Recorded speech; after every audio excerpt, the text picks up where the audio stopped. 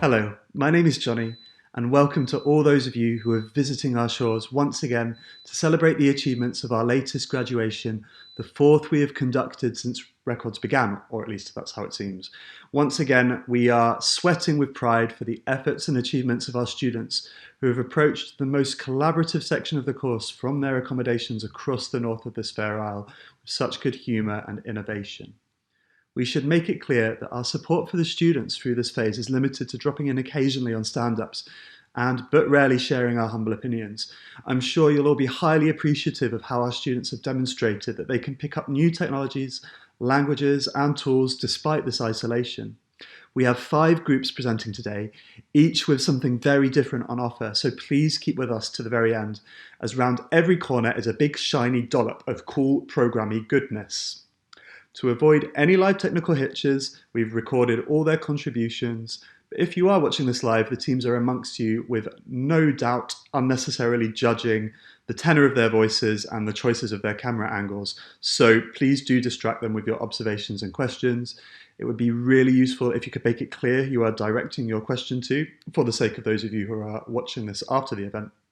And if you're one of those who stumbled to us in 2031 when we all live in sealed zorbing spheres, then you are equally welcome and please engage with us. Maybe have a look at some of our other graduation videos too. So wait no more. Please bring together your cartoon yellow hands in a rapturous applause and welcome Project Sweep, who have created the jazziest aid to navigating the supermarket aisles since Dale Winton. Please make your appreciation felt. Hello all and welcome to our presentation on I'll Navigate, an easy way to help you to sweep through the supermarket.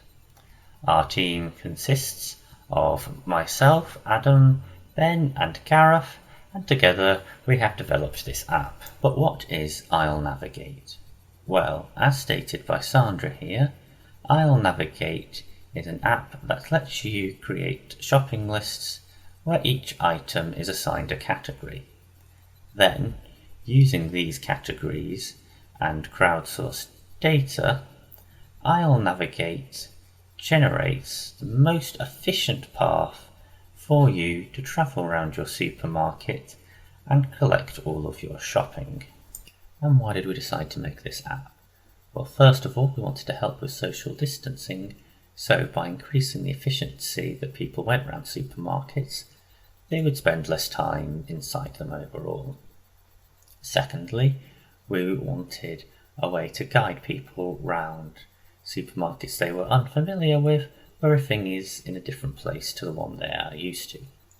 We also wanted to provide an accessible app to help improve people's experience with supermarkets, and we also wanted to bring some order to the big, vast supermarkets where everything is really spread out. I am now going to pass you over to Adam, who will explain how this app works. Hi, I'm Adam, and today I have the pleasure of walking you through a demo of our app. So without further ado, here it is. Today we will be following our hypothetical user Sandra through a day using our app, I'll Navigate. Sandra is an American cat-loving fitness fanatic stockbroker currently residing in Salford, Manchester. Since I'll Navigate is a progressive web app, she has been able to download it onto her home screen from the browser, and as we can see, there are a variety of items that Sandra has previously input, which are stored on her device using local storage. Sandra is then able to add items to the list. This item will be automatically populated with a category using our database. She can then increase the quantity based on her needs. This list can also be viewed by category.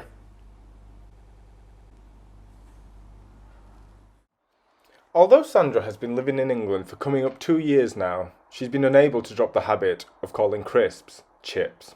For that reason, I'll Navigate is trying to direct her to the frozen food section for her Walker's cheese and onion. But not to worry. With a simple click on the frozen food category, she can reassign it to a category of her choosing. Sandra is a huge sauerkraut fan, so decides to add this to her shopping list. Unfortunately, this is not yet a product in our database, so when she adds it, she will be immediately asked to assign the product a category, A prompt will then appear asking if she would like to add this to our database for other users in the future. When the list is complete and Sandra is ready to go, she simply scrolls down and clicks Go Shop. She is then presented with a list of supermarkets based on her current location. These items can also be viewed on a map. Sandra chooses to go to Tesco, which is in no way affiliated with any supermarket of a similar name. One of the items on Sandra's list has a category that the selected supermarket does not have. In this case, the cat and kitten category. Sandra can now continue shopping without this item or select a new category for this item. In this case, she selects crafting, as she can buy some yarn for her cats to play with. She also makes a mental note not to shop here again. Based on Sandra's shopping list and chosen supermarket, she is presented with the most efficient way to traverse the shop, visiting all the aisles she needs. This is an overview of Sandra's route around the shop. Any particular waypoint can be pressed to show a list of items that are needed from that aisle.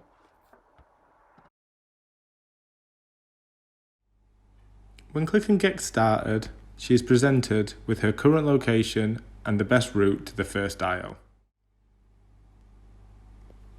When Sandra arrives at the aisle, she can click Next List to see a list of items that she needs to collect from this aisle. As Sandra works her way through the aisles, she ticks off the items as she collects them.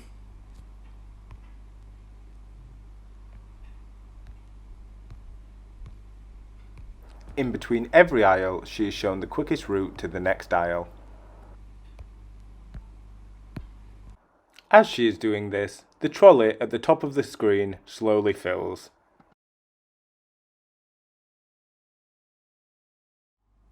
Due to the global pandemic, there has been a shortage of certain items. Today Sandra was unable to pick up toilet roll or flour.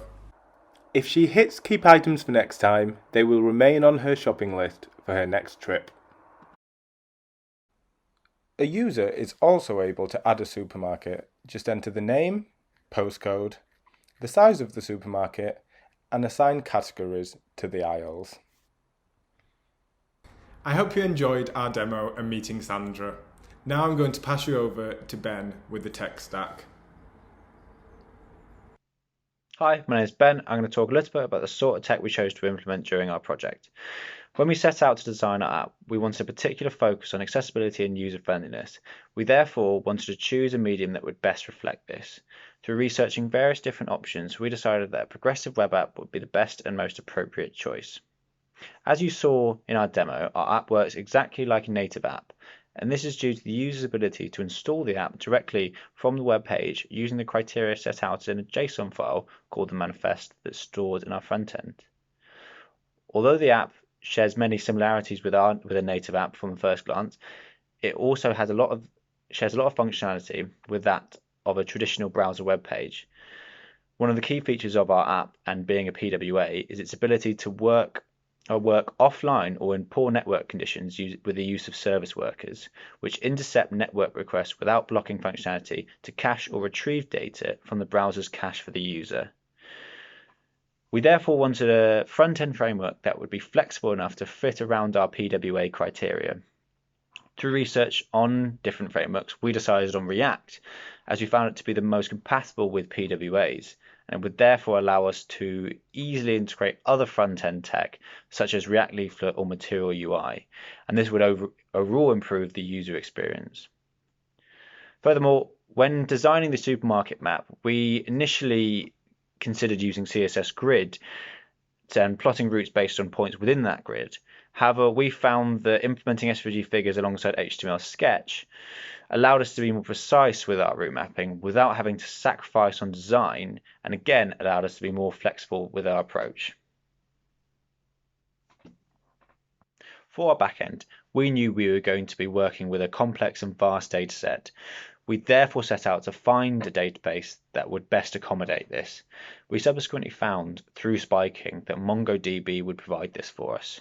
MongoDB allows us to store data in JSON-like objects, which, along with the ease of scalability that MongoDB provides, works well for our dataset, especially when storing our data-heavy supermarket entries. Furthermore, The way in which data can be stored and changed over time using MongoDB allowed us to update our dataset without any huge implications to our database. And as a result of choosing MongoDB, we decided to go with Mongoose for creating our new schemas and managing our database within Node.js. Now my colleague Gareth is going to explain a bit more about our project process.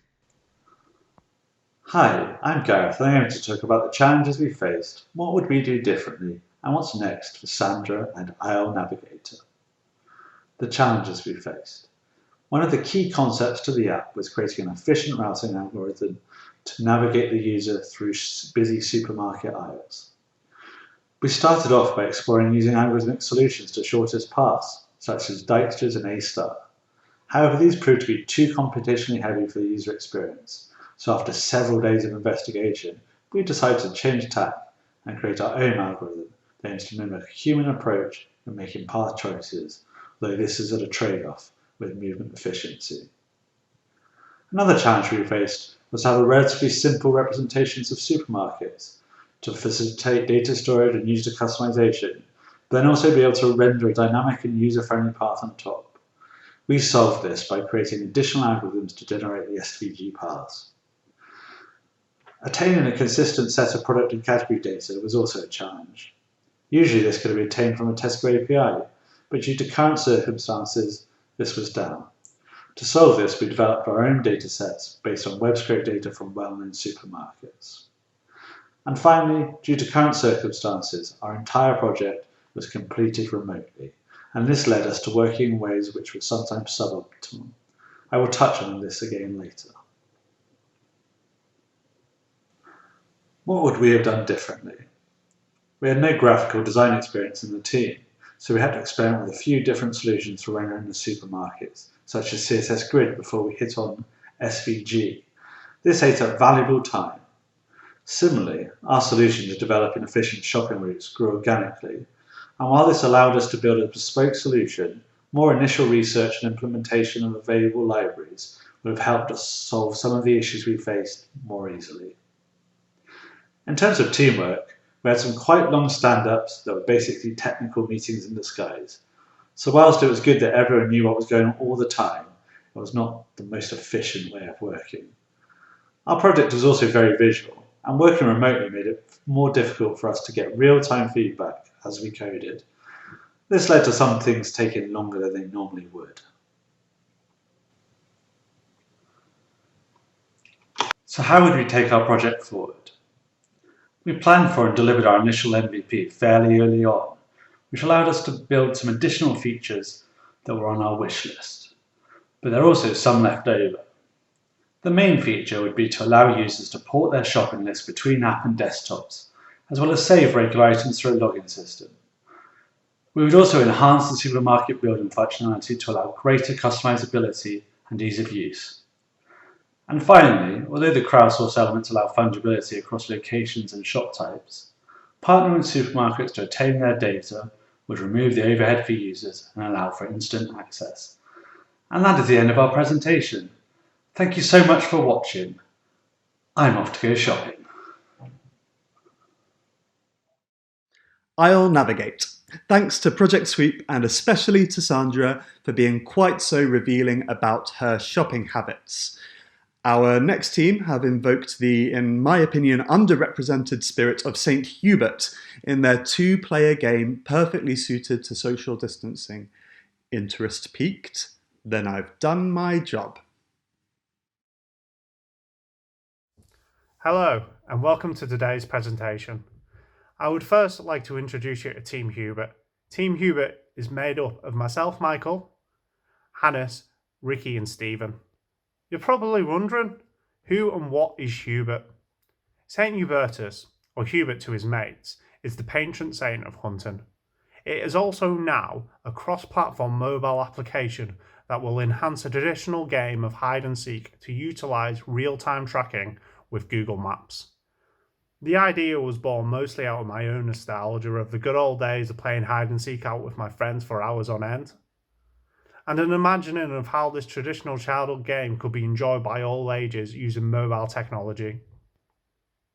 Now I'll pass the torch on to Hannes, who will demonstrate the application in action. Okay, so I'm going to go through the app with you guys and show you the features we've added in to the app. And you can see that we're starting with registering a new user. And there we have validation to make sure that we get the right format of the email, we get a strong enough password, and that both the passwords are matching. But you can also see that first name and last name is optional, so you don't need to fill that in. So I will skip that for now.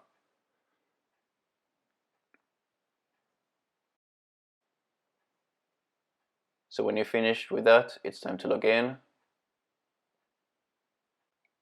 And here you can see the welcome page. I'm going to go to my user profile, and there I'm going to upload a photo. I'm going to choose from gallery, but you can also take a photo directly through your phone. It's going to take a couple of seconds for it to upload to the back end, but when it's done, it's going to get rendered on the profile page.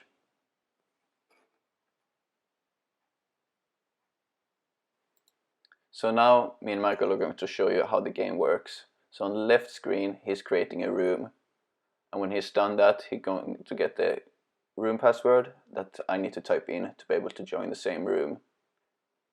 When I've done that, he can go to the game settings and change the seek time, hide time, the radius you're allowed to be within, and who's going to hide. There are default settings, but you can also change them. So now we're going to move over to Michael's screen. So this is the hider. And you can see the radius where you're allowed to be within. And now he's moving away to hide, and he got 5 minutes to do it. And I'm going to speed it up a little bit. He can see where I am, but later you will see that I'm not able to see where the hider is. So here he's going to set the hiding point, and as soon as he do that, the seek time is starting. And now to my screen, I get the notification that it's time to hunt. So you can see that I've started to move now, and if we move over to Michael's screen, you can see that the marker is also moving. And we're going to speed up so you don't need to wait too long. When I'm getting close to Michael, I will get the found hider button, which I can press, and that will give Michael an option of confirming or denying. And you can see here that he denied it, and I need to continue searching. So I'm moving a bit further and trying again, and here you can see that Michael gets a notification, and this time he confirms, and you get the lobby page again where you see the winner. So here you can see the in-game chat that we have, where you will be able to chat to each other, but also an opportunity for the hider to give the seeker some clues.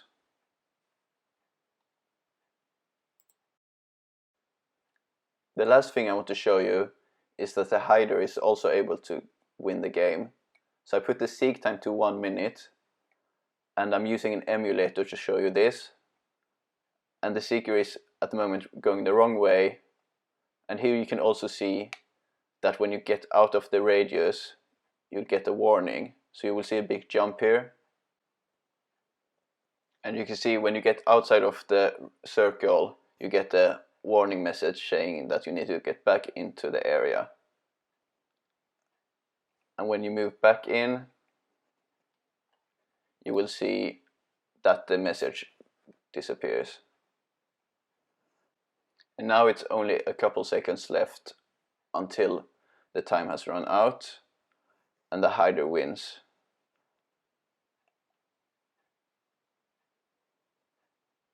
And you can see that Michael won this time. So this is the app and how it works. Above is an overview of all the technology choices we made across the front and the back end of Hubert. We decided to use Node.js and Express to build our back-end server.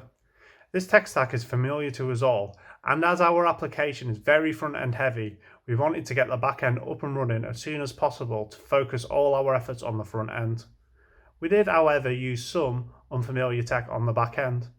We decided in the planning phase we wanted to use a NoSQL database, as we'd use Postgres throughout the course, so we settled with MongoDB.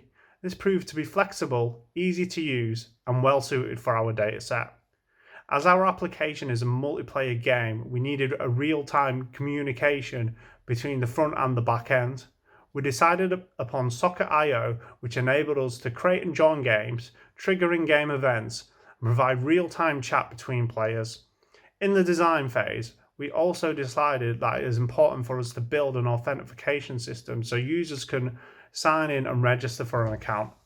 We achieved this by using two technologies. Firstly, bcrypt to hash the passwords for safe storage in the database, and also to verify the user's password on login.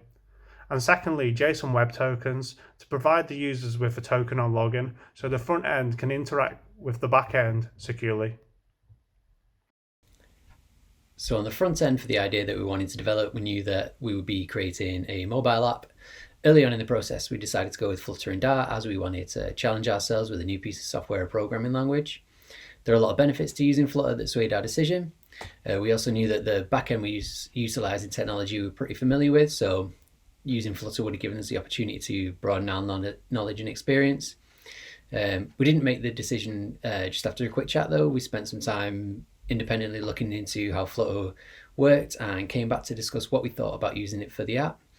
General thoughts were that there was a lot of documentation for support, there was capability to build for iOS and Android, and there was excellent integration with maps that would be what we thought would be the most time-consuming part of the front-end development.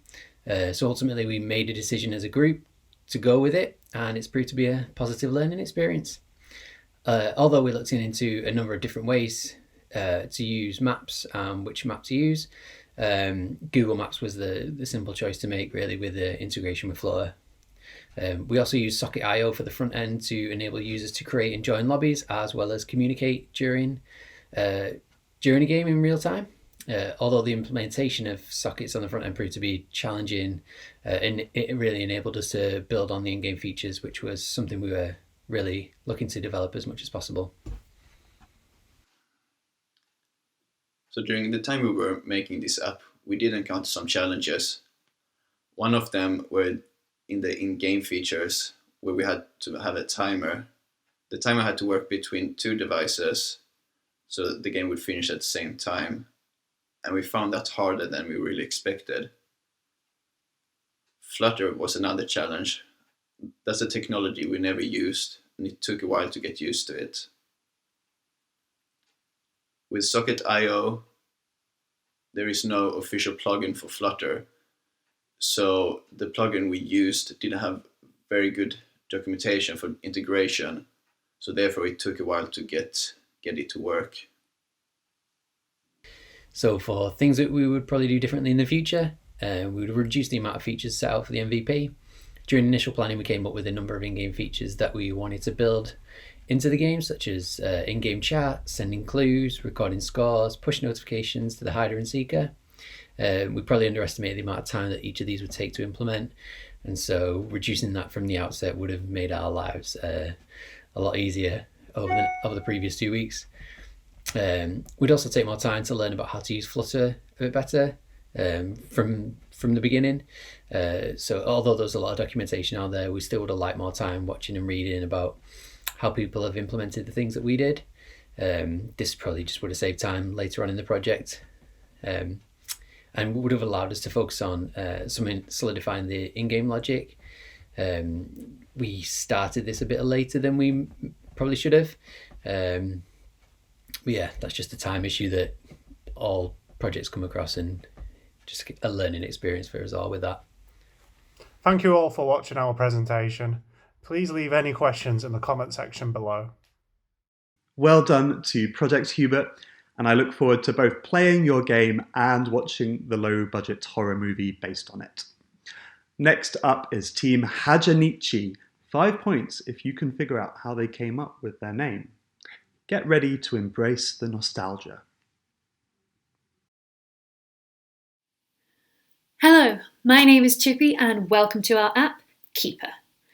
Keeper was created as an answer to the problem of losing good habits and routines, particularly during this period of lockdown and isolation.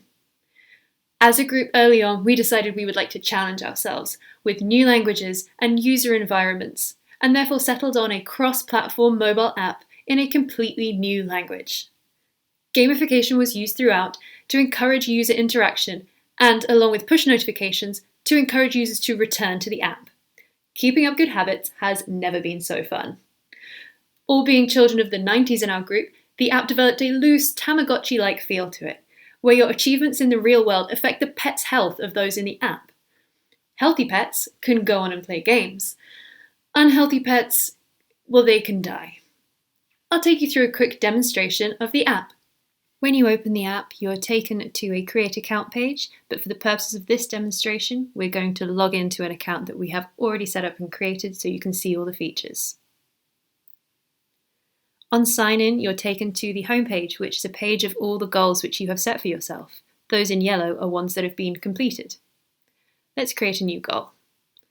Here you can choose the pet that you would like to take care of in association with this goal. Like I said, Tamagotchi. We've chosen an axolotl here and chosen to name him Tim.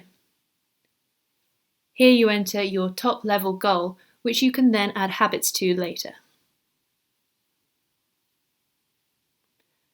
Here you can set an end date for your goal. It doesn't have to be completed, but this indicates when that goal is set to complete on your home screen. Each goal should have a habit underneath it. You can add as many habits as you like. And for each habit, you can adjust the frequency using this slider. This dictates how often you are reminded about this habit and how quickly that habit is set to outstanding. Here you can see the goal page. The app uses push notifications to encourage users to return to the app. You can see one here, which shows you that you've got some habits outstanding. Clicking on the notification takes you to the home page of the app. You can see which one's outstanding by the alert symbol which is next to it. Clicking here, you can see the outstanding habit is practicing yoga. On this page, you can also click to view a summary which shows you the percentage of your habits that are actually complete. From here, you can also sign off that habit as being completed and return to the home page. For completed goals, you can click on them and choose to either complete them or extend the end date of that goal. We'll just complete this one now. This removes it from the home page. Towards the bottom of the screen, you can see a list of your pets. Scrolling along these pets, you can see they have varying levels of health. For example, Susie is healthy, which means that she is able to play the game. We'll show you that later. Grapes isn't quite healthy enough and reminds you that you need to keep up your habits to keep them healthy. Barry is dead. You can't play with dead pets. But for now, we'll click on Susie, who is healthy enough, and start the game. The game uses a joystick to control the animal as it flies through the sky. Hitting the clouds hurts the animal, and you collect coins in order to achieve badges which you can add to your user profile. The Medipack helps their health. But unfortunately for Susie, she has hit too many clouds and has died. However, you have earned one badge and this is added to your profile. You can see Susie is now dead at the bottom. Clicking on the nav bar, you can see your completed goals, which will give you a good sense of achievement. And also from the nav bar, you can see your user profile, which is where these badges appear, along with data about when they joined and how many goals they currently have. For our front end, we decided to use Flutter as we wanted to challenge ourselves with learning a new and contemporary language. It is an open source framework allowing us to develop iOS and Android apps with one code base. While writing and debugging an app, Flutter has a hot reload feature. This allows changes to source code to be reflected immediately in the running app without requiring a restart or any loss of state. Flutter apps are based on a tree-like structure of widgets and classes, which felt quite intuitive from prior use of the HTML DOM and React previously used on the course. Flutter is written in Dart, which was a new language for us and a shift from functional to object-oriented programming.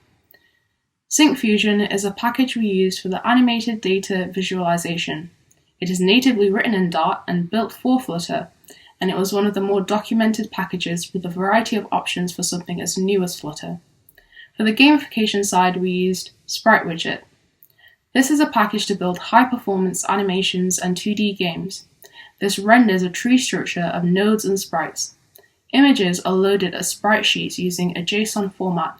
These images interact with each other using Sprite Widget's featured functions.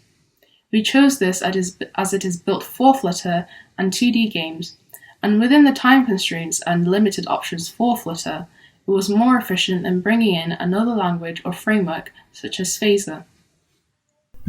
Our entire backend is based on Google Firebase.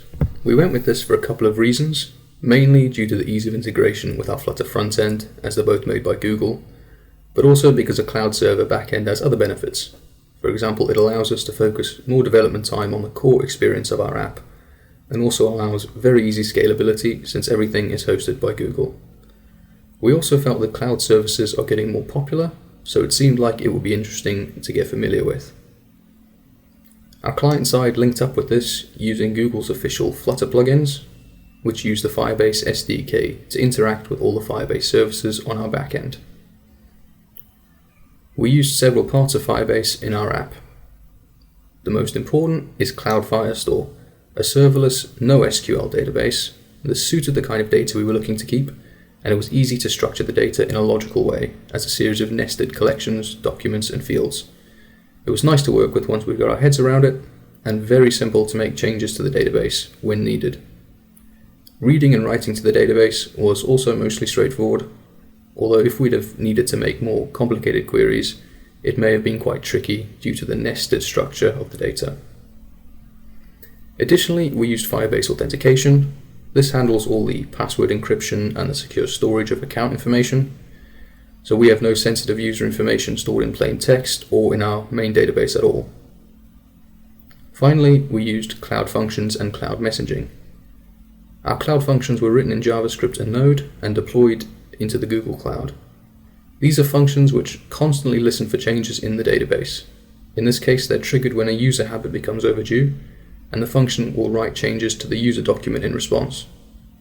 A separate Cloud function is triggered by the user document change, and will call the function to initiate a push notification to the user at the appropriate time using the Cloud Messaging service. So that's our backend, and next up is James to talk about the challenges we faced. Hello, my name's James, and I'm going to talk to you about the challenges we faced when making Keeper. So one of the first challenges we faced was based on the hardware we were using. We decided from the start we were going to make a cross-platform mobile application. This meant that when we were building the app, we would have to test it on both platforms. However, when building and testing an app for iOS, you need to be using a Mac. Not all of our team members were using a Mac, so that meant that they were unable to test the app on iOS. However, they were able to test the app on Android. The second limitation was that some of our hardware wasn't the most up-to-date, and this introduced some challenges when it came to actually building the app. It meant that it could take a long time, and especially when running it on some of the built-in device simulators, and that had an impact on our productivity. We also faced challenges to do with the fact that we were all working remotely. So for example, it was quite difficult to do pair programming just because of the individual circumstances of some of our team members. So that meant that we couldn't necessarily work on code together. We had to do our different parts individually. And that did mean that there were some gaps in our understanding of what each other's pages did. But we did try to mitigate this by going through some of the code and took some of the changes that we'd made in our stand-ups, which we had 3 times daily. It did also mean that when we encountered technical difficulties, such as with the simulators or with some of the packages we were using, they were very hard to diagnose because we didn't have access to each other's machines, which we would have done had we been doing the project in person. One of the sort of fundamental challenges obviously was to do with the fact that we were using an entirely new framework and a new language to us. We did all make use of the online resources and documentation out there for Flutter, which was reasonably clear and easy to find, and we shared our knowledge in some of the stand-ups as well. However, for some of the packages we used, for example, Sprite Widget, which we used to make the game part of our app, some of the packages, those packages were very new, and that meant that there wasn't very much documentation out there, and there weren't very many examples either. So that meant that we had to kind of use trial and error. However, we did manage to get through that part of the app and make a functioning game. So I'm now going to pass you over to Hannah, who is going to talk to you about what we'd like to do in the future. In the future, we would like to add iOS notifications. The package for notifications required a paid-for developer account for the iOS side. With more time, we could explore other options. Furthermore, we would like to expand the gamification side to include more rewards, develop the storyline, and include a leaderboard where you can play against your friends and family to encourage and support each other with your goals, as well as beat them, of course. Thank you so much for watching. We hope you enjoyed it as much as we did. It was a challenge under the current circumstances and learning a new tech stack, but we are extremely proud of what we have made. Have a happy goal making, and remember, our true goal is to do our best, even if that means getting up and out of bed today. Stay safe and take care. We will be answering your questions in the comments. Thanks so much, Hajanichi, but as a child of the late 80s, I'd appreciate it if your next game could be programmed on my abacus. We're on to our fourth team now, and it's Northern Powerhouse, a shared effort between students from both our Leeds and Manchester campuses, something that we'd never have done in normal times, but now the houses of Lancaster and York are at peace, we can truly move on. Perhaps if you have a garden, you might want to wander outside with your device and enjoy this app in situ. Hi, my name is Jasmine. Please let me introduce you to the app that myself, Sam, Alex and Jake have all been creating in the past 2 weeks, Neighbourhoot. Neighbourhoot is an app designed for recording and tracking bird sightings within your neighbourhood. The idea originally came about by discussions we were having with both our parents and our neighbours as to what kind of bird species we all had in our yards. These discussions did occasionally turn into heated debates as we had no idea what was local to us. So we created an app to identify the species, but most importantly, keep the peace between all of us. Now, over to Alex to help you sign up. So, I'm going to show you how a user signs up. The first time a user opens the app, they're greeted with this welcome screen, and they get to meet Aaron the owl up at the top there for the first time. By clicking sign up, they are taken to a form where they need to fill in their details, such as their name, their email address, and their date of birth. Then they need to choose a password. Password does need to be 8 characters long and contain at least one number, one uppercase and one lowercase letter. This needs to be confirmed, and the two passwords are compared. If they're not the same, then an error message will show to let the user know. Once the user is happy that everything is filled in correctly, they can click sign up, where they'll then be taken to this screen. Here they're prompted to check their email accounts. So if we go and check my email, there's a link there. We just follow the instructions, simply just click this link. And we get a prompt say the registration has been confirmed. So from here, the user can go back to the app, click login, and they'll be able to fill in their details and continue to the rest of the app. So from this point, I'm going to pass you over to Jasmine, who will demonstrate that for you. Okay, now I'll be taking you through the logging in as a previously registered user. Now the screen recording software isn't showing you our password, but I can assure you it is there. I am pressing login now. Now the first page we come to is all the birds within your local area. Now wherever you are, it is a 6 kilometre radius and it shows you all the bird sightings. that have been registered. So we can see this guy, he is a Eurasian blue tit. It shows you his stats up there. He's got a wingspan of 18 centimetres, so he's obviously pretty small. Now I think I can tell you for the purpose of this demo, I am using pictures of my dogs and pretending they are birds in my garden.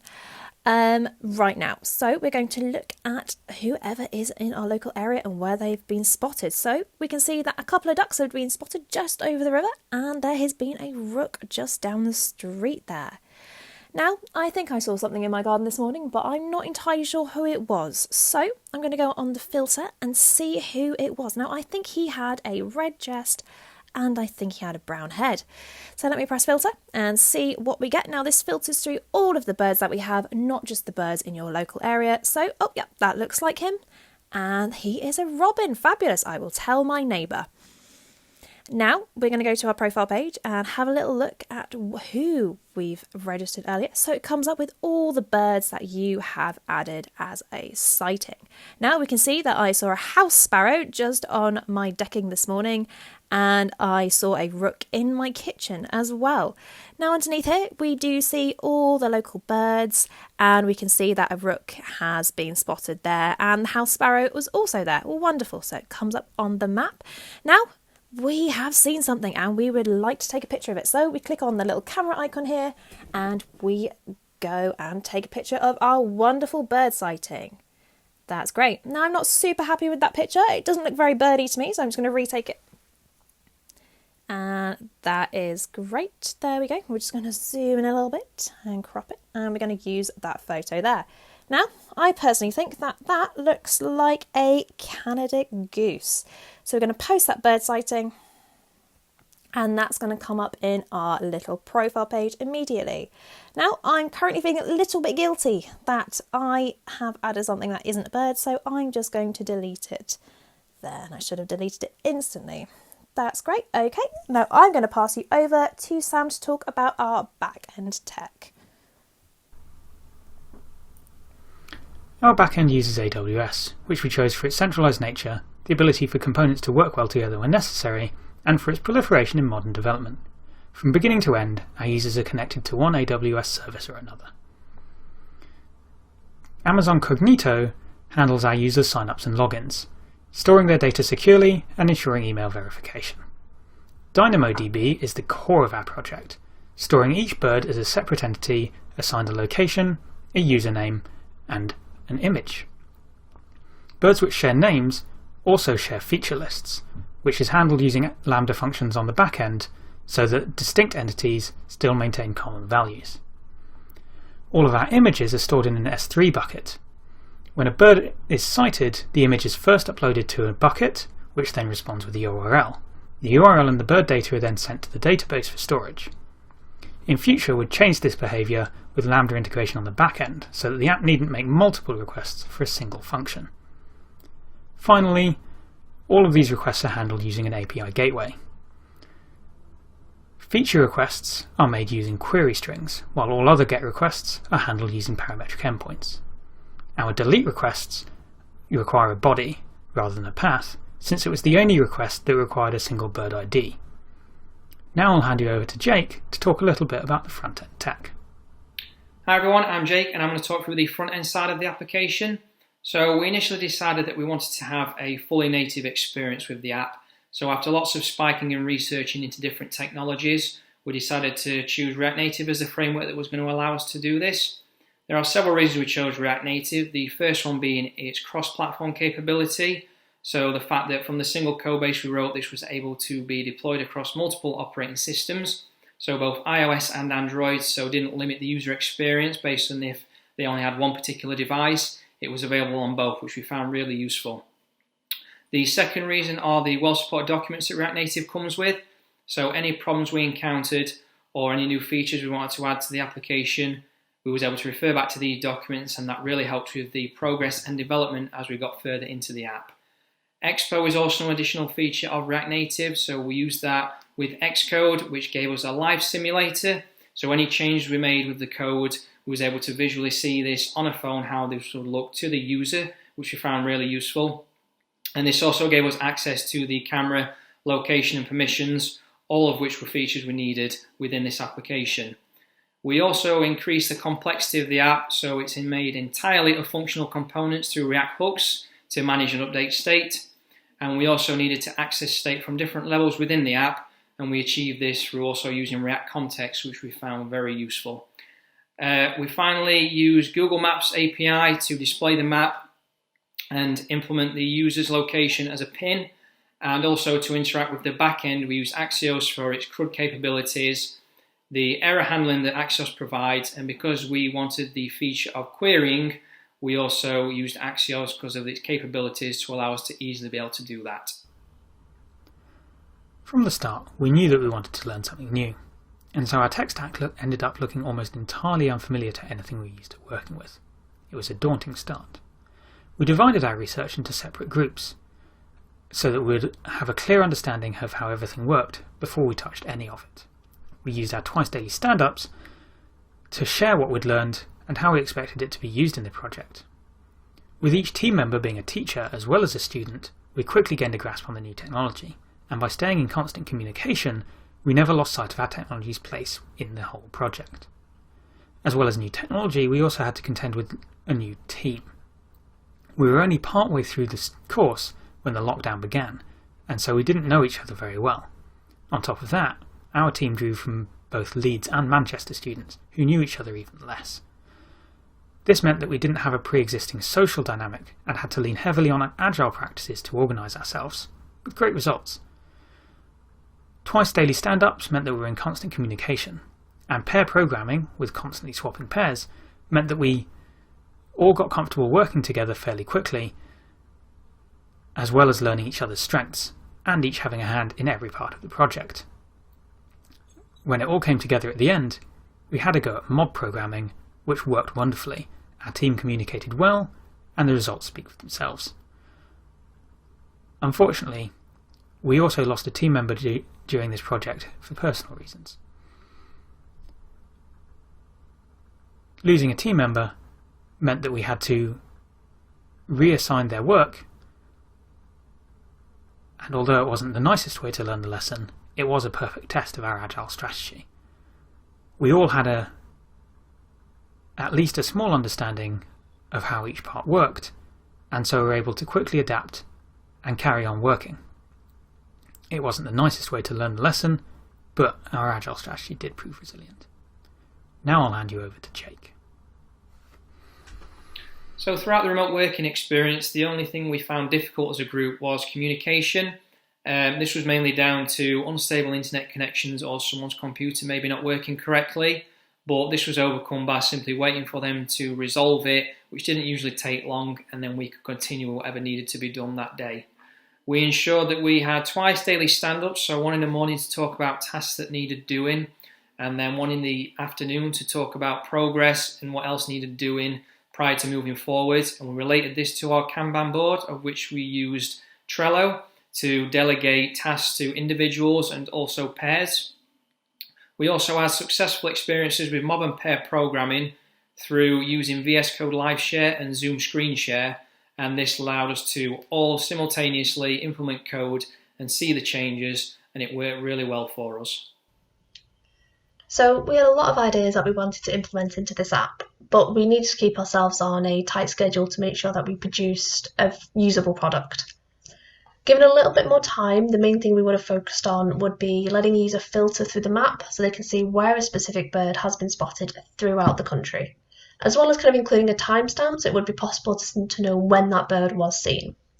This would have just helped add another level of depth to the app, and we'd have liked to have used more detailed data so that a user can learn more about that bird, so just some useful statistics and interesting facts.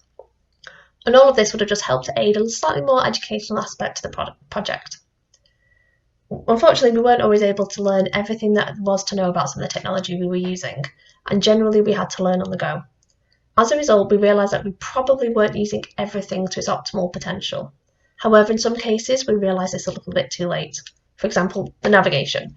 Once we learned more about it and discovered a better way to utilise it within React Native, it was too late for us to go back. It would have involved undoing and rearranging a lot of work that had already been done, and we were just too far through.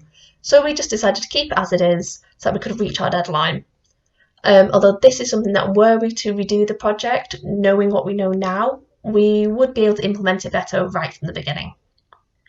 And in regards to user experience, we'd like to have included a username that the user could choose when they signed up, just to kind of create a slightly more personal experience. But it was something that we struggled with initially because we were just grappling with learning several aspects of AWS, and it just became a little bit too much too soon.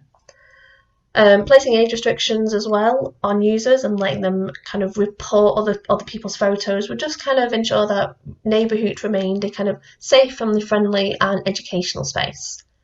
And finally, something we'd like to implement in the future would be kind of adding the ability for users to kind of earn badges or medals. So the more someone uses the app, the more birds they log, the more badges that they can earn to go into their profile. Just things like logging 10 birds in one day or logging a particularly rare bird. And this will just add a slightly more interactive element. So that is it from us for now. Thank you for watching our demo. We hope you enjoyed it. And we'll be around to answer any questions that you might have in the comments below. Well done, you bunch of northerners. My dog doesn't look much like a bird, but if you pull her ears back a tad, I think she looks a bit like Falcor from the Never-Ending Story. Bless you all for staying with us, and you can time finishing your drink with our final group and their project, worldARt, which actually has a really clever pun in the name, but it's very hard to convey by voice. Luckily, you're about to watch a video with some slides in. Hello and welcome to our Northcoders final project, worldARt. We are a group of 4 which includes Alistair, Sang, Naomi Todd, Jordan Reynolds and myself, Sam Rowland. We worked remotely on this worldARt project from planning to completion in just over 2 weeks.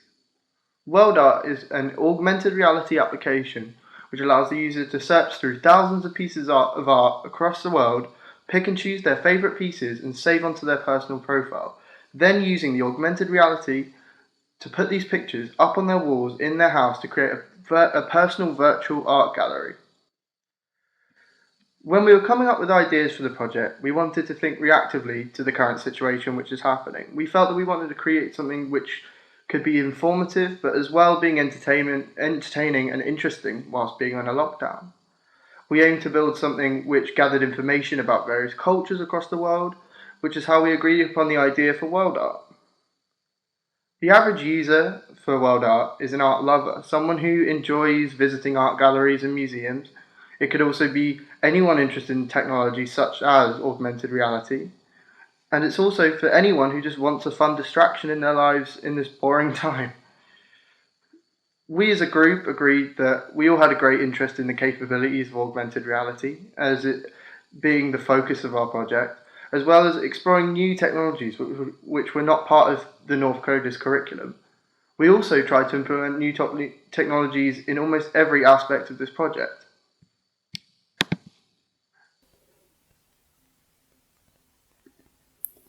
So first we're going to sign up as a new user and create an account.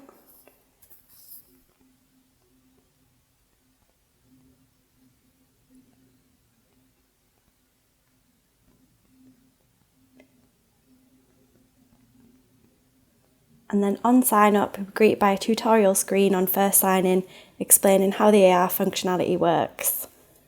Home page is a country list where you can browse all the art available from the Met Museum API.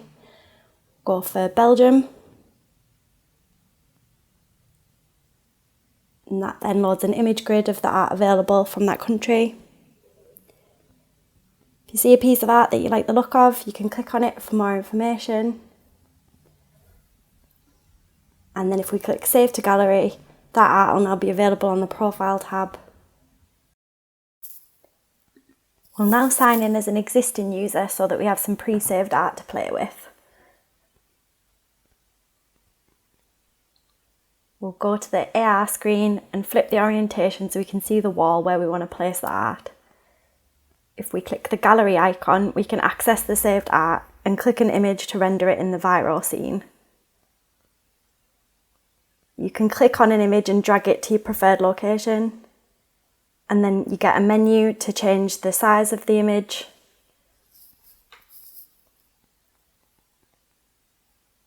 You can then click the gallery again to add multiple items of art to the wall, and again move them around with the menu options. If you add an image but then change your mind, you can also delete the art here.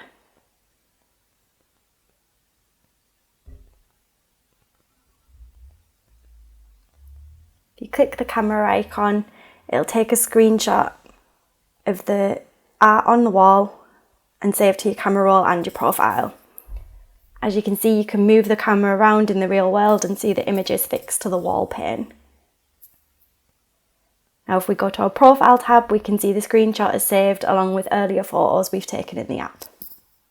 Now we'll have a look at our tech stack.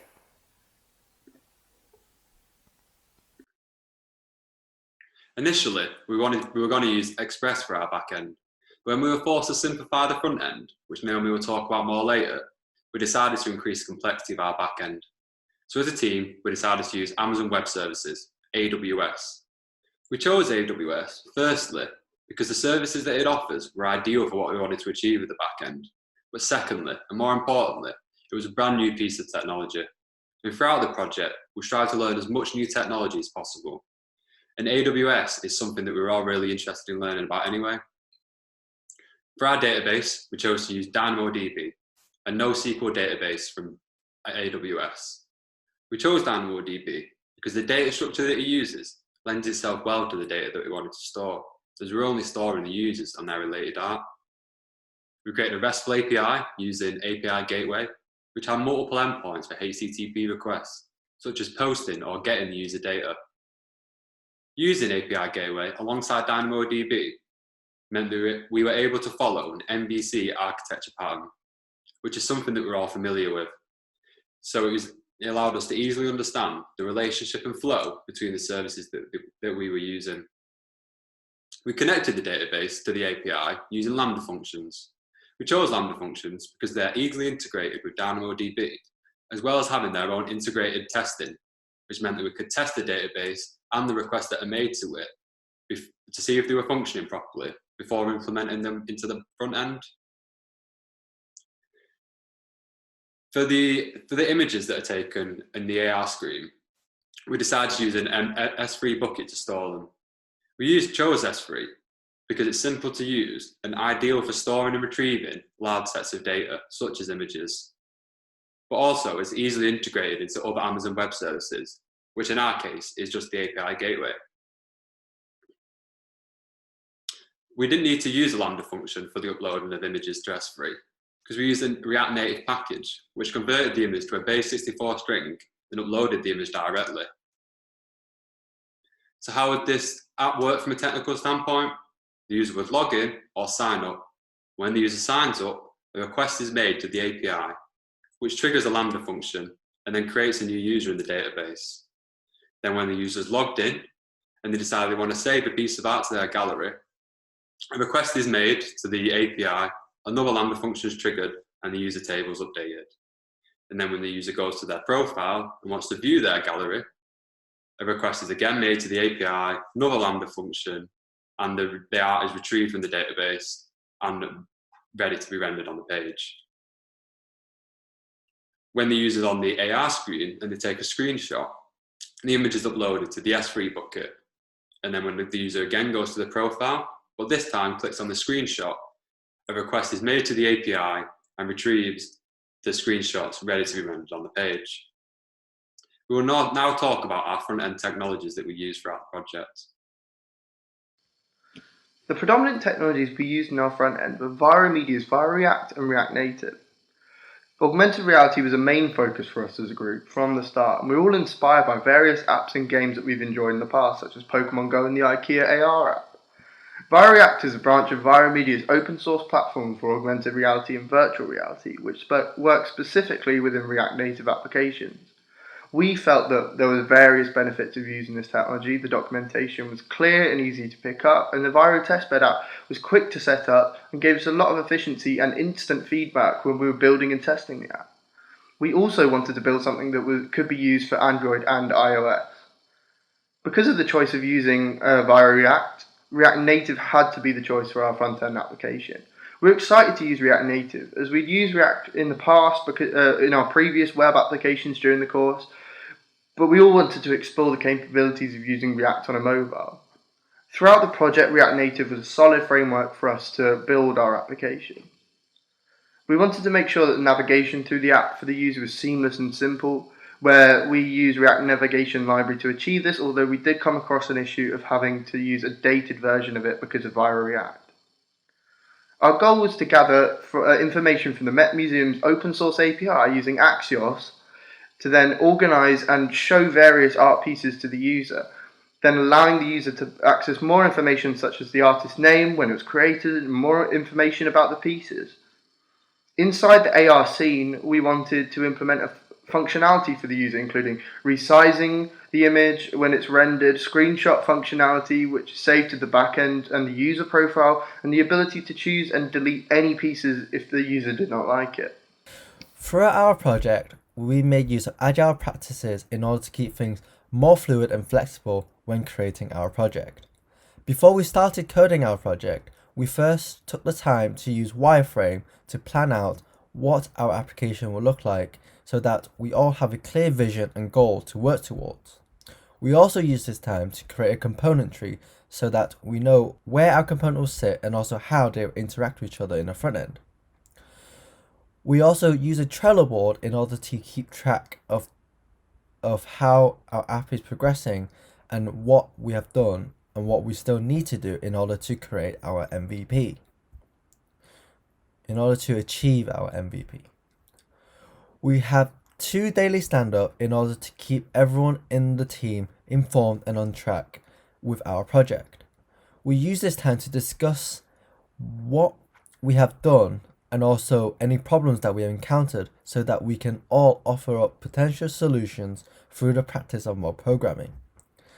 And now, onto the problems that we have faced throughout our project. Viral React currently only fully supports React Native up to version 59.9, and this caused us some issues when trying to integrate third-party packages. Although some did work with earlier versions of React, dependencies were often incompatible and we were unable to use components within the Viral Media testbed. This meant customizing elements of the app was more difficult and took more time. Workarounds we used included an older version of React Navigation, as their documentation is comprehensive and still available online, and some local images for icons. The main issue we had with integrating other modules into our app was using Google Maps. Our original plans was to have a country screen as an interactive map where the user would click on a country and see art from that location. Early in the project, we spiked the tech required to build this element but were unable to integrate with the Viral test app. We explored the use of other developer tools such as Xcode to build and test the integrated app, but the older React Native version and hardware capabilities meant this just wasn't a viable option.